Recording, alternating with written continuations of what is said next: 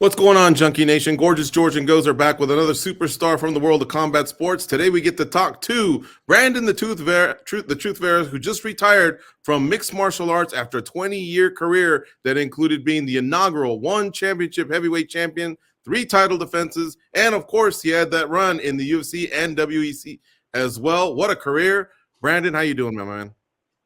I'm good, guys. Thank you for having me on. I really appreciate you guys taking the time. We appreciate you, sir. So it's you're done with the sport after 20 years. It's been a few days now. What kind of emotions have you been going through, since you made the announcement after your last fight? It's kind of weird. It's kind of weird still. I don't really. It doesn't feel like I'm retired, I guess, because you just said it. We said it. I said it. I only get sad when other fighters come up to me and tell me, "Hey, thank you for everything you've done for the sport." But man, other than that, I don't feel any different. Like I'm talking to my coaches about when our training sessions are, setting up meetings for the next, and man, it's weird. I don't feel retired. It hasn't clicked yet, I guess. You were emotional that night, and it was cool because you and Amir, hugged, and the crowd was going nuts. You spoke to them in Tagalog, I believe it's pronounced, and then in English, and you could tell there was emotion, coming out. Was it emotion in terms of just like almost like a fear, like, man, I don't even know what's going to do next because this is all I've ever done is combat sports and training, even before MMA, wrestling, so is it that, or was it more like tears of joy, like maybe a relief that all this is done and you do get to turn pages and become a businessman, and still involved in the sport, obviously, but not throwing hands and shins? I want to say it was a little bit of both. Like, for sure, nervous, not knowing what's really going on next. I've been a creature of habit for more than 20 years, since wrestling in middle school, and I guess, sorry guys, not knowing what's next, or not knowing, man, I'm not going to have another date. I'm not going to have a next event to go compete in. So all that emotion, and I guess just having to say it out loud was hard. Was really, really hard to have to say that shit out loud. That was probably one of the hardest things I ever did in my life.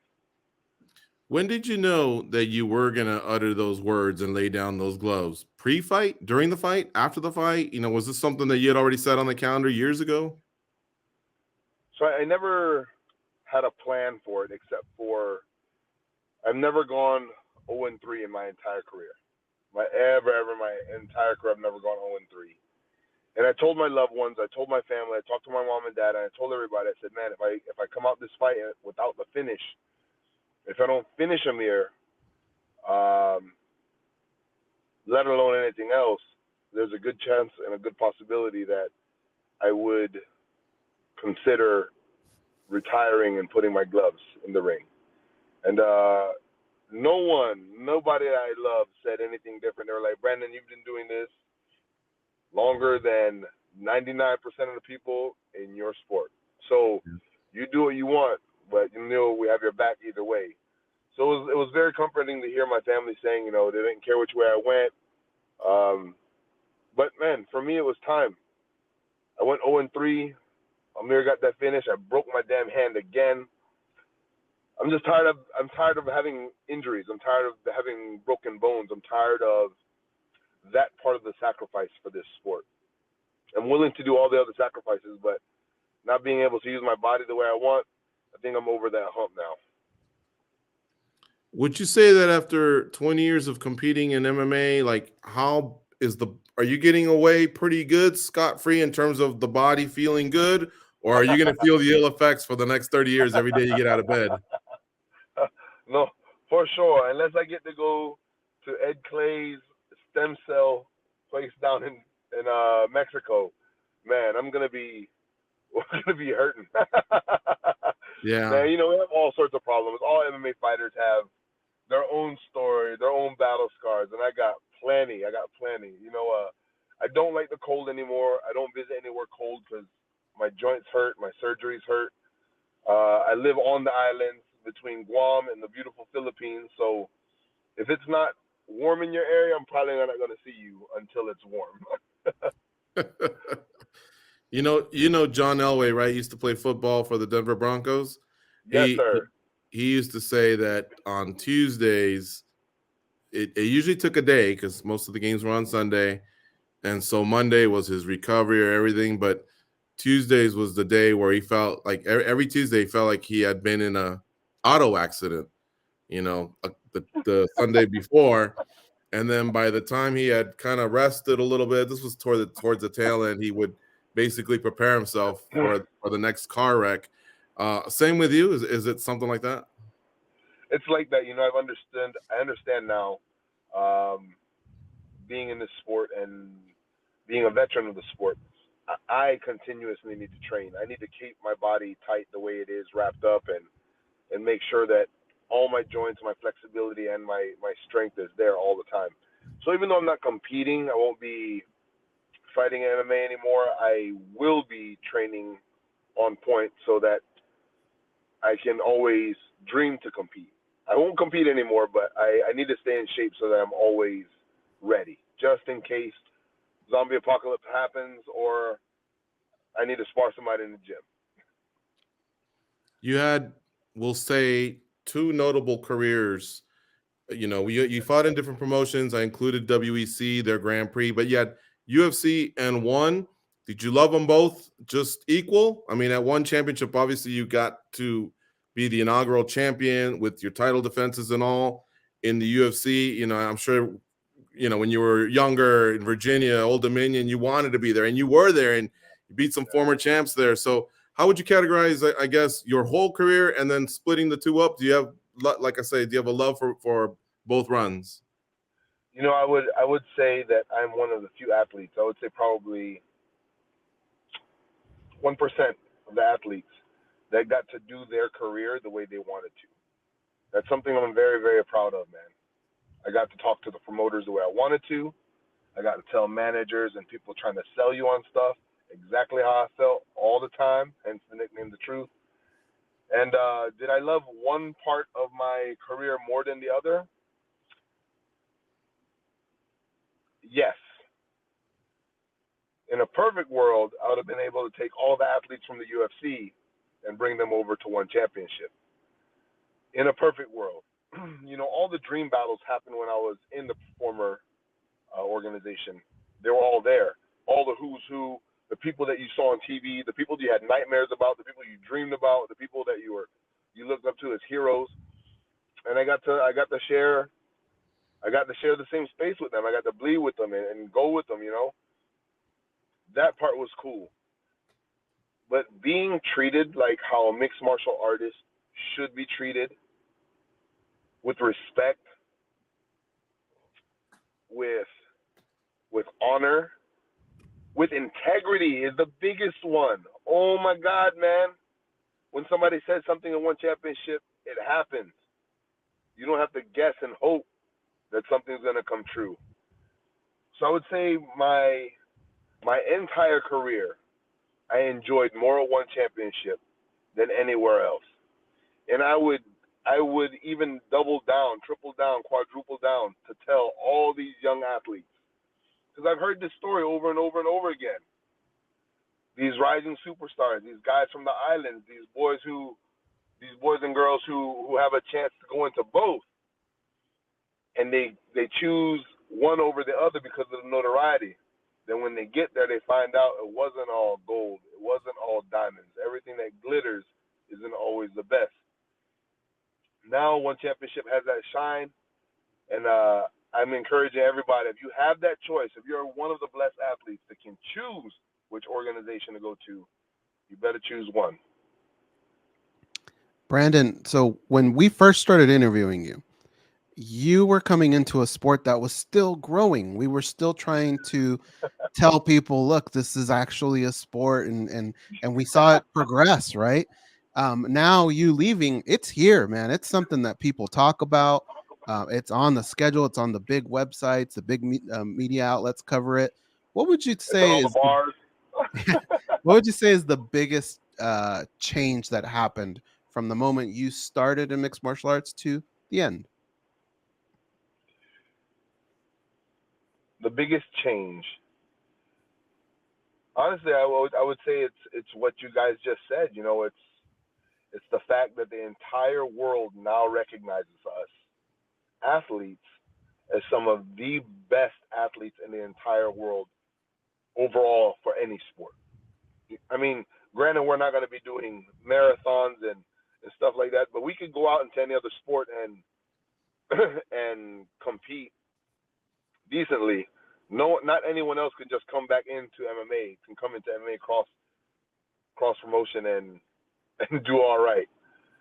I think the biggest part of the change was seeing us as world class professional athletes, and that's one of the coolest things I think the sport has changed into.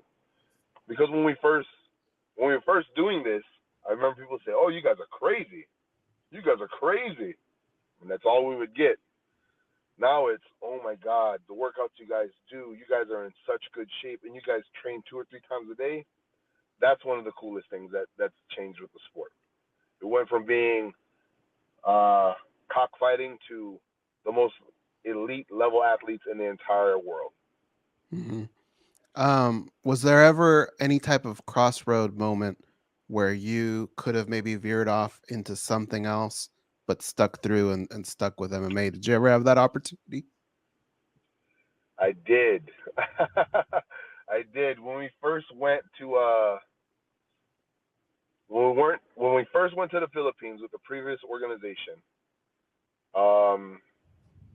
there was a TV show, a series going on, and we were in negotiations for salary, and my salary would have been over $1 million for one season.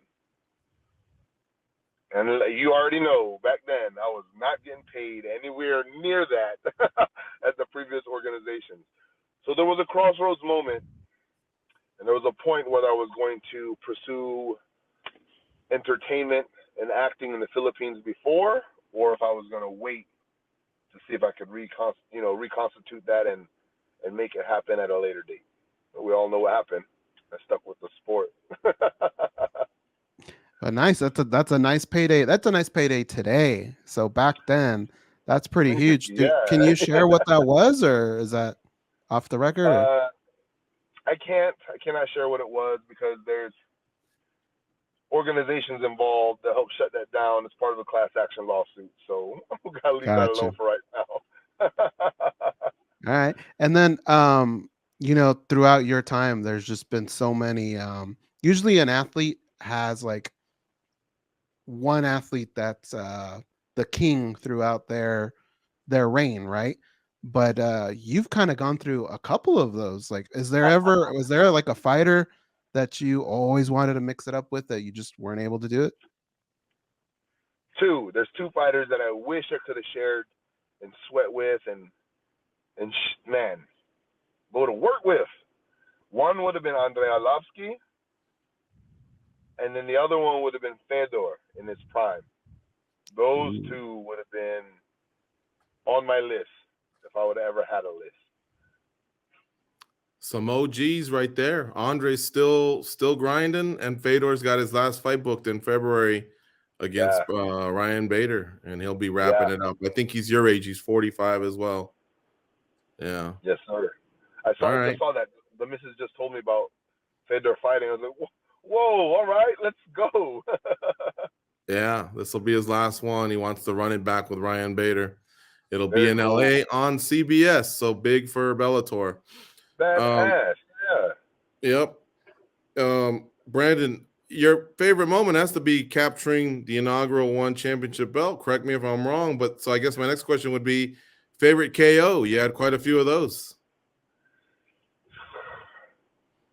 We were going through this, and I think honestly my favorite KO might have been Michael Pat. when it wasn't a KO, it was a TKO, but it was from leg kicks because his ass couldn't stand up no more. He didn't want to fight anymore because it just kept kicking his damn legs. And I remember before the fight, I was so focused on trying to knock him out with leg kicks because he was telling everybody that my Muay Thai was subpar compared to his. So I think Michael Pat made my favorite list of KOs. He's the number one guy, even though it was a TKO. Do you still want to stick around with one as some sort of an ambassador or consultant? They seem to have a lot of love for you, and Man, you definitely have done a lot with them. Very, very popular and beloved fighter in the Philippines, but it seemed like wherever you went, you were greeted well. I'm truth be told, I absolutely adore One Championships. From the very beginning, from the very first conversation we had with them about bringing myself to One Championship to fight in the Philippines, all the way to Chatri's dream of making this bigger than FIFA and F1. Like I'm a fan and a believer, and I love the way that they treat the athletes. In a perfect world, I would still be on One Championship as an ambassador or some type of VP, helping them grow around the world and helping them show the love of the sport and show them how it should be for the athletes. I would love that to happen. I still have to talk to Chatri and Mr. Kui about this, but I'm pretty sure we're making something happen. I'll be working for One, at least in a part-time capacity, doing something for them. Would love it.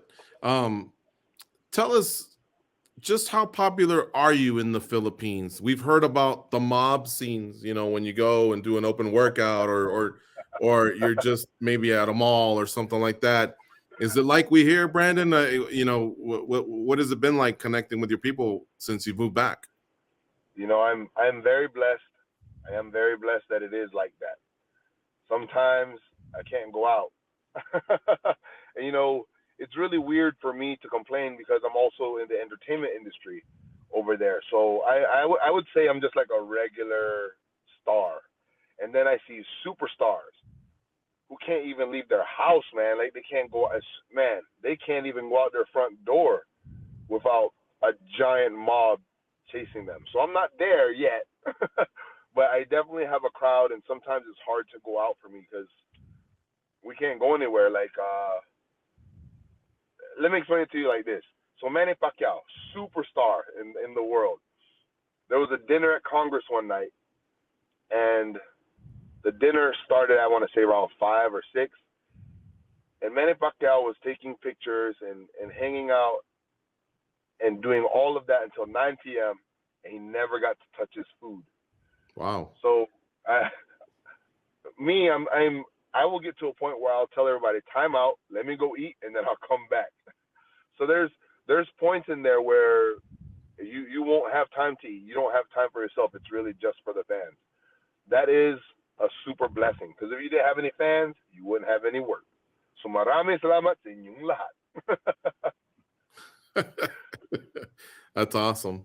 Well, listen, we hope to keep talking to you, keeping in touch with you. And by that, I mean, we really hope that you remain in MMA with One Championship in that capacity you talked about, as an ambassador, as a consultant. Big Nog kind of is doing the same for the other promotion. And, he seems to enjoy, and it works for both parties. So I would love to see something similar for you. I think Royce Gracie kind of does that for Bellator as well. For many years, you see him at a lot of events. You see him, when they go visit the military, he's front and center, or any other type of public scene, maybe charity work or whatever. And Scott Coker and Royce Gracie have been working for many years. And I think that would be a perfect fit for you too. Thank you very much. I hope so. You hear him, Chatri? You hear him? Let's go. It's been nice, man. One Championship hasn't.